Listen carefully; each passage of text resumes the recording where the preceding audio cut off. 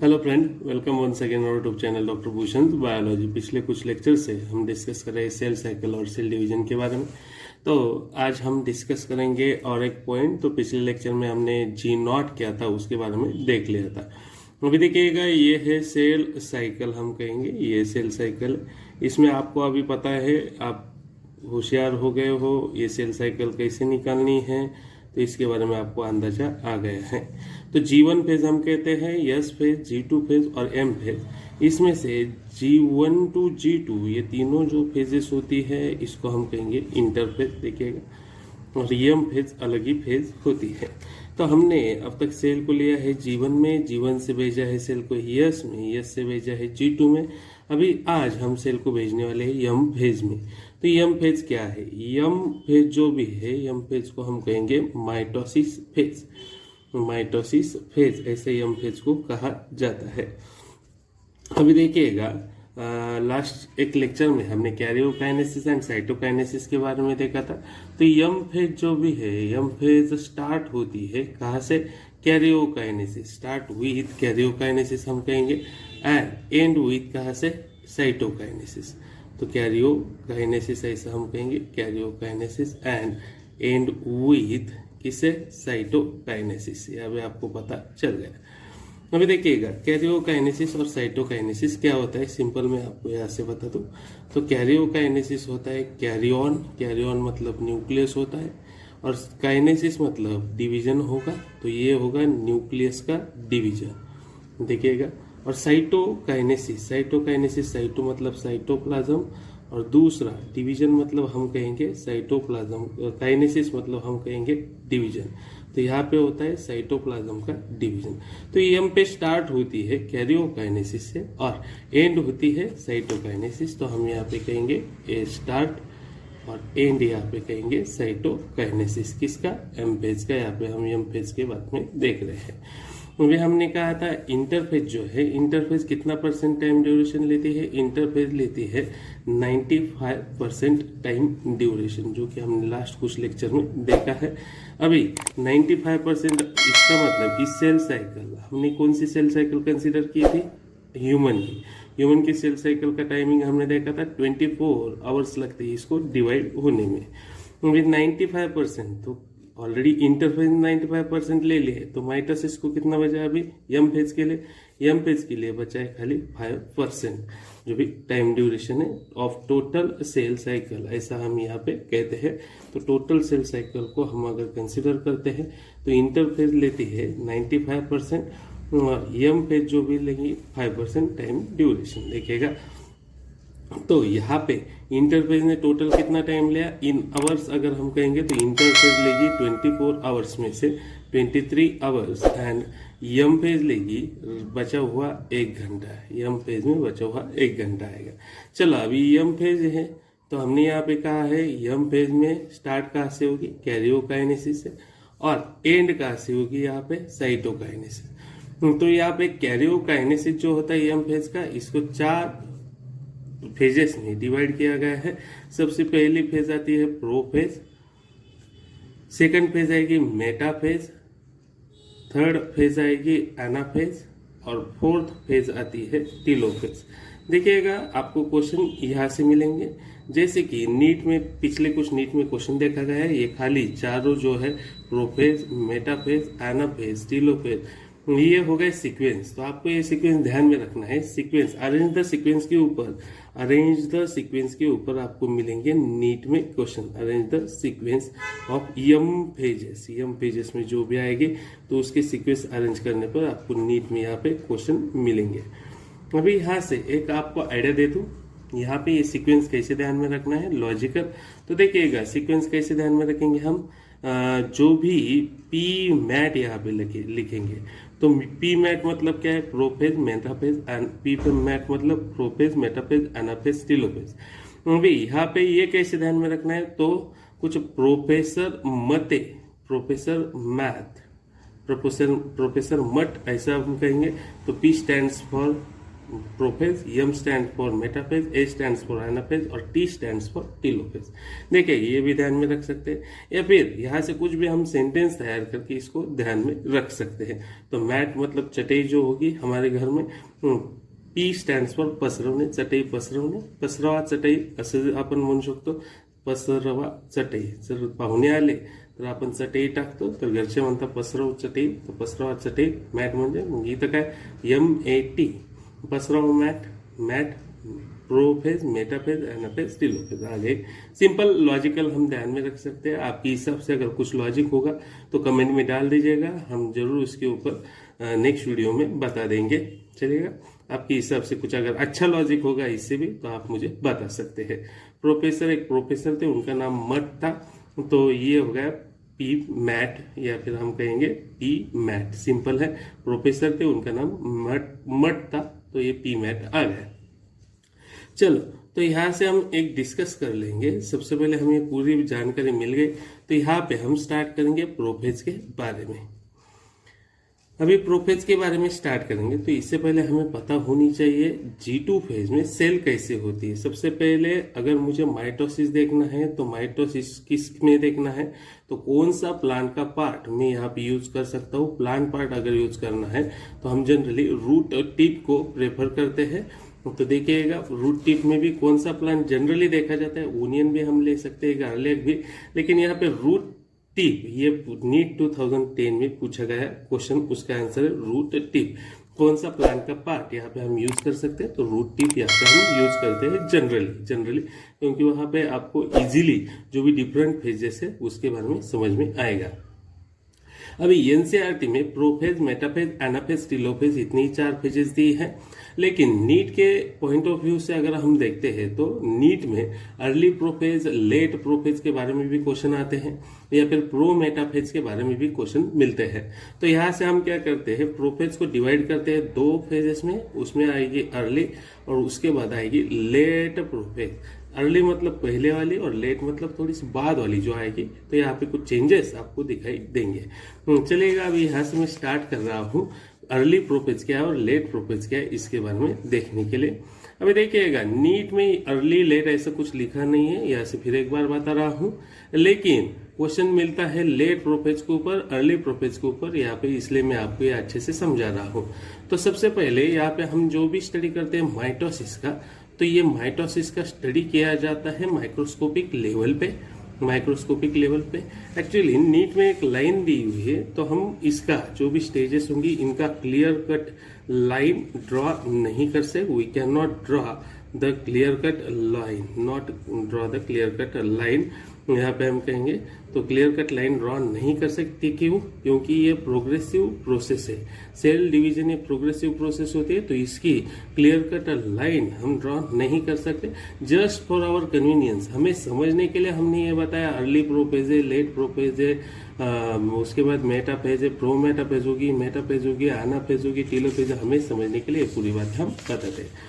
तो चलो early prophase के बारे में आज देख लेंगे। तो अर्ली प्रोफेज में सबसे पहले मुझे अगर अर्ली प्रोफेज समझना है तो माइक्रोस्कोप के अंदर मुझे ये अर्ली प्रोफेज समझने से पहले समझना पड़ता है G2 में सेल कैसे होती है। तो देखिएगा ये अर्ली प्रोफेज की डायग्राम हम दिखा देंगे, लेकिन इससे पहले हमें क्या पता होना चाहिए G2 में एक्चुअली आपको सेल माइक्रोस्कोप के अंदर कैसे दिखाई देगी। तो सबसे पहले हम G2 के बारे में डिस्कस करेंगे। तो देखिएगा G2 में आपकी सेल कैसे होती है, ये हो गई आपकी सेल मेम्ब्रेन। देखिएगा सेल मेम्ब्रेन के बारे में बात कर रहा हूँ। दूसरा ये है न्यूक्लियस, तो न्यूक्लियर में हमें पता है न्यूक्लियर एनवलप हो गया यहाँ पे, न्यूक्लियर एनवलप। उसके बाद हम यहाँ पे कहेंगे ये है न्यूक्लियोलस, इसको कहेंगे न्यूक्लियोलस, और ये आते हैं यहाँ पे क्रोमेटिन मटेरियल, इसको हम कहेंगे क्रोमेटिन मटेरियल। तो आ गए ये पूरा अपना। अबे हमें पता है, हमने यहाँ पे देखे थे सेंट्रियोल डुप्लीकेशन जो कि हो गए थे यस फेज में, हमें पता है सेंट्रियोल डुप्लीकेशन हम देखते हैं जो कि हमने किए थे एस फेज में। तो यहाँ पे G2 में वैसे के वैसे यहाँ पे आ गए, जिसको हम कहेंगे सेंट्रियोल डुप्लीकेट। अभी देखिएगा यहाँ से मैं आपको एक बात समझा दूं, जो भी एनसीईआरटी की बुक में ये जो चैप्टर है उसमें लिखा है in year space central duplication takes place, लेकिन यहाँ पे हम कहेंगे प्रोपेज में दिया हुआ है सेंट्रोजोम। तो आपको यह अच्छे से समझ लेना है सेंट्रियोल। तो सेंट्रोजोम क्या होता है? Pair of centriole. तो वहां पे उन्होंने ये बात कही है, तो हमें वो अच्छे से ध्यान में रखनी है। यस पेज में सेंट्रियोल डुप्लीकेट बोला है और प्रोपेज में लिखते हुए उन्होंने कहा है सेंट्रोजोम। तो देखिएगा हमारी जो G2 की सेल साइकिल होगी उसमें आपको क्रोमेटिन मिलेंगे, उसके बाद सेल मेम्ब्रेन है, न्यूक्लियर एनोलप है, ये न्यूक्लियोलस है और सेंट्रिओल है G2 की फेज में। अभी हम ये G2 अर्ली प्रोफेज में कैसे कन्वर्ट होते हैं उसके बारे में देखेंगे। तो देखिएगा सबसे पहले मुझे यहाँ पे बताना है अर्ली प्रोफेज में क्या क्या चेंजेस होते हैं। तो सबसे पहले क्रोमेटिन जो है, क्रोमेटिन मटेरियल का होगा कंडेंसेशन। तो क्रोमेटिन का कंडेंसेशन होके हमें पता होना जरूरी है, क्रोमेटिन का होता है कंडेंसेशन कहाँ पे? अभी यहाँ पे हम अर्ली प्रोफेज में दिखाने वाले। तो कंडेंसेशन होके एक क्रोमोसोम फॉर्मेशन की जो प्रोसेस है, तो ये कंडेंसेशन द्वारा यहाँ पे की जाती है, ध्यान में रखना है। तो देखिएगा अभी अर्ली प्रोफेज में हम दिखाते हैं आपको स्ट्रक्चर एक्चुअली कैसे होता है। जैसे कि हमने यहाँ पे दिखाया है, आपको वैसे ही यहाँ से समझ में आएगा।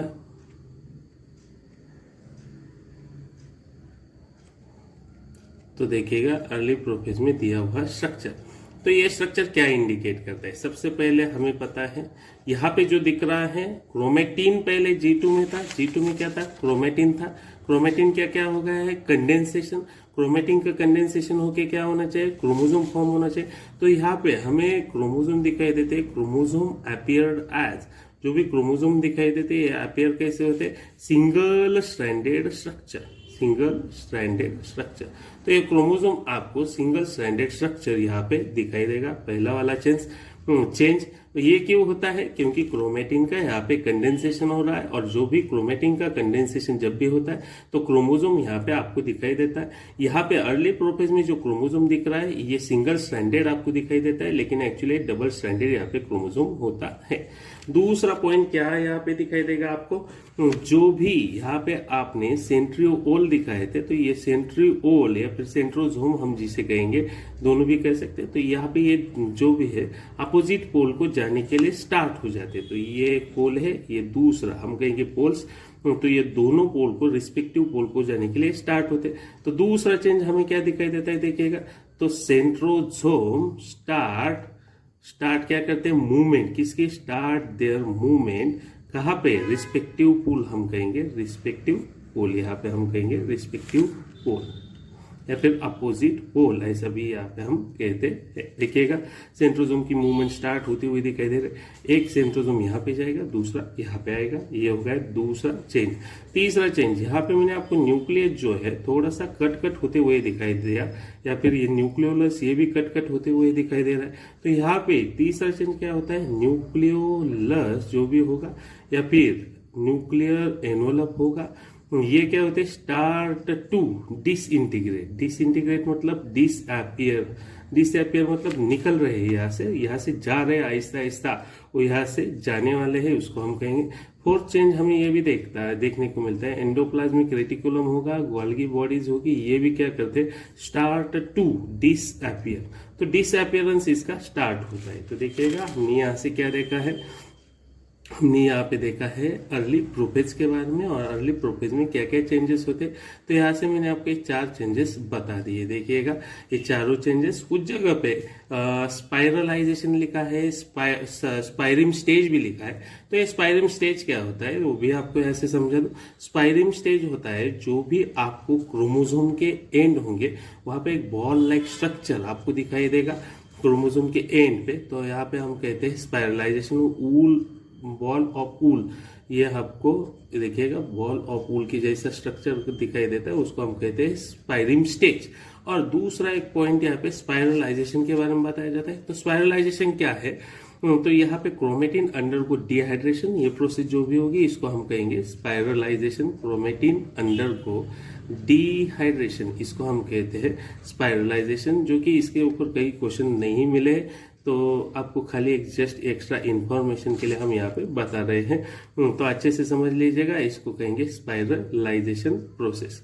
तो यहाँ पे मेजर क्या चेंजेस होते हैं आपको क्या समझना है। सबसे पहले हमने देखा है G2 के बारे में। G2 में आपको न्यूक्लियर एनवलप इंटैक्ट दिखेगा, मतलब ये पूरा का पूरा दिख रहा है। यहाँ पे कहीं पे भी डिसअपेरेंस नहीं दिखाई दे रहा है, न्यूक्लियोलस में भी नहीं, और सेंट्रोजोम अपनी जो भी पोजीशन है वहाँ पे वैसे की वैसे ही है। सेल मेम्ब्रेन देख रहे हो आप, क्रोमेटिन मटेरियल यहाँ पे देखा गया है। अभी ये जब अर्ली प्रोफेज में आएंगे तो सबसे पहला चेंजेस जो क्रोमेटिन है, क्रोमेटिन का होगा कंडेंसेशन, क्रोमोजोम फॉर्म होते हैं, और क्रोमोजोम अर्ली प्रोफेज में दिखाई देते सिंगल स्ट्रैंडेड, एक्चुअली होते डबल स्ट्रैंडेड। तो पहला चेंज आपको दिखाई देगा। ये कैसे होता है? ये होता है कंडेंसेशन के द्वारा। कंडेंसेशन क्या होता है? तो कंडेंसेशन को हम कहेंगे, कंडेंसेशन इज नथिंग बट, क्या हो रहा है यहाँ पे? Coiling and folding, coiling and folding की यहाँ पे प्रोसेस होती है। तो एनसीईआरटी में एक सेंटेंस दिया है, जो भी अनटेंगलिंग ऑफ क्रोमोसोमल मटेरियल। तो यहाँ पे अनटेंगलिंग क्या है? ये जो भी क्रोमोसोम आपको G2 में दिख रहा है, ये टैंगल्ड फॉर्म में आपको दिखाई देंगे, टैंगल्ड फॉर्म में। और ये टैंगल्ड फॉर्म यहाँ से निकल रहा है तो उसको हम कहेंगे अनटेंगलिंग, अनटेंगलिंग ऐसे कहते हैं। तो ये हो गया अपना अर्ली प्रोफेज में कैसे दिखाई देते हैं वो मैंने आपको कहा है। और एनसीईआरटी में क्रोमोसोमल मटेरियल ये जो भी लिखा है तो आपको ये समझ में आना जरूरी है। ये क्रोमोसोमल मटेरियल मतलब उन्होंने क्रोमेटिन के बारे में यहाँ पे डिस्कस किया है। तो चलिएगा, सबसे पहले चेंजेस, क्रोमेटिन का कंडेंसेशन होता है, क्रोमोसोम फॉर्म होगा। तो क्रोमोसोम अपीयर कैसे दिखाई देता है? सिंगल स्ट्रैंडेड और थ्रेडेड कहते हैं, लेकिन ये कैसे होता है? Double stranded. तो अपीयर हम इसलिए लिख रहे हैं यहाँ पे। दूसरा क्या है? जो भी सेंट्रोजोम है उनकी मूवमेंट स्टार्ट होती है कहाँ पे? टू अपोजिट पोल, रिस्पेक्टिव पोल में। तीसरा पॉइंट हमने क्या कहा है? न्यूक्लियोलस जो भी होगा यहाँ पे, न्यूक्लियर एनवलप होगा, ये क्या होता है? Start to disintegrate. और उसके साथ जो भी आपकी हम कहेंगे एंडोप्लाज्मिक रेटिकुलम होगा, गोल्गी बॉडीज होगी, ये भी डिसअपीयरेंस इसका स्टार्ट होता है। डिसअपीयरेंस स्टार्ट हो रहा है मतलब ये ऐसा ऐसा जा रहे हैं, मतलब नष्ट होता है, तर हळूहळू नष्ट होत आहेत, इथून रिमूव्ह होत आहेत, हे आपल्याला ध्यानात ठेवायचे। तर आज आपण बघितले अर्ली प्रोफेज। क्वेश्चन कसा येतो? क्वेश्चन कसा येतो अर्ली प्रोफेज वरती बघा, तर सेंट्रिओलची मुवमेंट कधी स्टार्ट होती हा क्वेश्चन असतो। दुसरा, सिंगल स्ट्रँडेड क्रोमोझोम कधी अपीयर होतो? Actually it is double stranded, तो आपण अर्ली प्रोफेज आन्सर देतो। न्यूक्लियोलस किंवा न्यूक्लियर एनवलप हे कधी स्टार्ट होतं डिसइंटिग्रेट या डिसअपियर व्हायला, तर त्याला आपण म्हणतो अर्ली प्रोफेज। तो हे 3-4 चेंजेस आपल्या डोक्यात असणं गरजेचं आहे। क्वेश्चन येताना असाच येतो आपल्याला ऑप्शनमध्ये early prophase, late prophase, pro metaphase आणि मेटाफेज असे 4 ऑप्शन मिळाले, तर आपल्याला अर्ली प्रोफेज हे उत्तर इथं सिलेक्ट करणं गरजेचं असतं। कशासाठी? Chromosome appear as a single stranded structure. दुसरं, centrosome start their movement to respective poles. तीसरं, nucleolus, nuclear envelope, ER Golgi body start to disappear. या 3-4 गोष्टी इथून ध्यानात ठेवायच्या। सगळ्यात सोपं सेल सायकल, सेल डिव्हिजन। आपल्याला इथून एक आयडिया येत असते की कसं आपण इथे ध्यानात ठेवू शकतो। तर बघा आज काय काय आपण शिकलो। सेल सायकल, सेल डिव्हिजन, तर आपण जी इंटरफेज बघितली तिची माहिती घेतली, त्यानंतर एम फेजची माहिती घेतली, मायटोसिस फेज जिला म्हणतात, एम फेज कशाने स्टार्ट होती, कॅरिओकायनेसिस, एंड कशाने होती, सायटोकायनेसिस। इंटरफेजने 95% टाइम ड्यूरेशन घेतलं, तर मायटोसिसने 5% टाइम ड्यूरेशन घेतलं। मग आपण इन आवर्स अगर देखेंगे तो यहाँ पे इंटरफेज 23 आवर ले रहा है, एम फेज 1 आवर ले रहा है। एम फेज को हमने कहा था कैरियोकाइनेसिस एंड साइटोकाइनेसिस। तो कैरियोकाइनेसिस में जो भी होते हैं प्रोफेज, मेटाफेज, एनाफेज, टीलोफेज, ये सीक्वेंस ध्यान में रखना है। नीट में इसकी सीक्वेंस पूछी जाती है आपको। अभी देखिए पीमैट ध्यान में रखना है आपको। तो प्रोफेज अगर हमें देखनी है प्लांट में, तो हम रूट टिप जनरली यूज करते हैं ओनियन का। जैसे कि यहाँ पे रूट टिप, ये आंसर क्वेश्चन नीट 2010 में पूछा गया था, तो कौन सा प्लांट पार्ट रेफर किया जा सकता है? तो रूट टिप ये प्लांट पार्ट है। प्रोफेज में हमने देखा अर्ली और लेट। तो प्रोफेज समझने से हमने आपको कहा था G2 फेज में कैसे दिखाई देता है। तो G2 में आप देख सकते हो पूरा डायग्राम कैसे दिखाई देता है। ये माइक्रोस्कोपिक व्यू में आपको दिखा रहा हूँ, माइक्रोस्कोप के अंदर ये कैसे दिखाई देता है उसके बारे में। उसके बाद प्रोफेज में जो भी चेंजेस होंगे, ये चेंजेस यहाँ पे मैंने लिख दिए, देखिएगा। तो this is all about early prophase. ये सिंपल है अर्ली प्रोफेज के बारे में। तो आप यहाँ से ध्यान दीजिएगा, अच्छे से समझ लीजिएगा। नेक्स्ट टाइम हम बात करेंगे लेट प्रोफेज के बारे में। इजिएस्ट वे से यहाँ पे हम समझ रहे हैं। Thank you.